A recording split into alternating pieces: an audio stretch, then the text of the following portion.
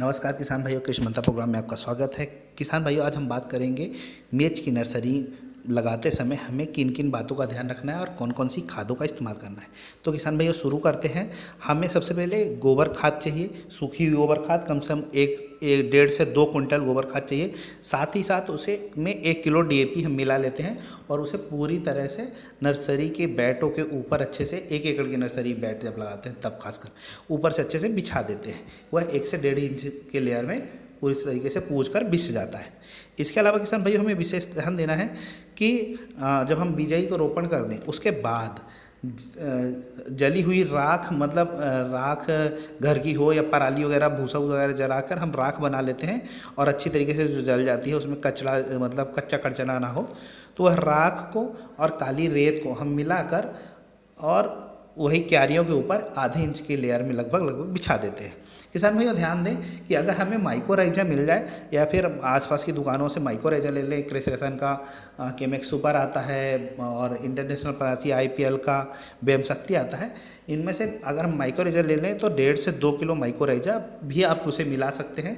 यह आपके पौधों को स्वस्थ रखेगा, नमी उनको बराबर पहुंचा के रखेगा जिससे धूप में झुलसेंगे नहीं पत्ते। साथ ही साथ किसान भाइयों यह आपके उसको पूरी तरह से स्वस्थ रखता है, कुपोषण से बचाता है एक तरह से कहें तो। इसके अलावा किसान भाइयों आपके इसमें लगता है कीड़े लगते हैं और कीड़े धीरे धीरे नीचे नीचे खा लेते हैं पौधों को। तो कीट से बचाने के लिए आप इसमें इस्तेमाल कर सकते हैं किसान भाइयों कार्बोफ्यूरान 3% SG फार्मूलेशन में आता है।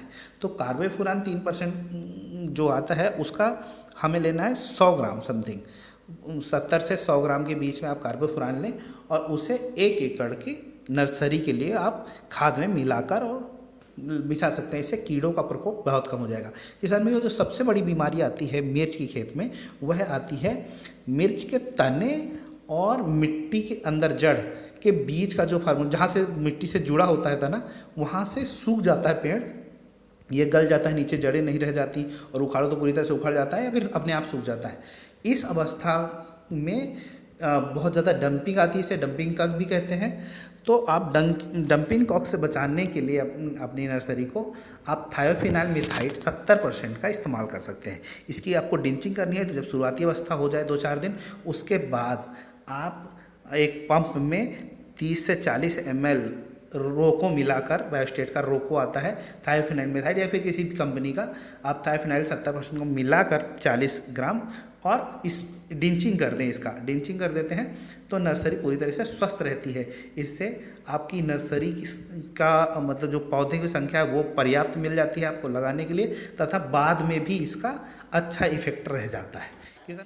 किसान बंधु कृपया सब्सक्राइब की बटन को दबा दें और बेल आइकन की घंटी को बजा दें ताकि आपको नोटिफिकेशन मिलता रहे।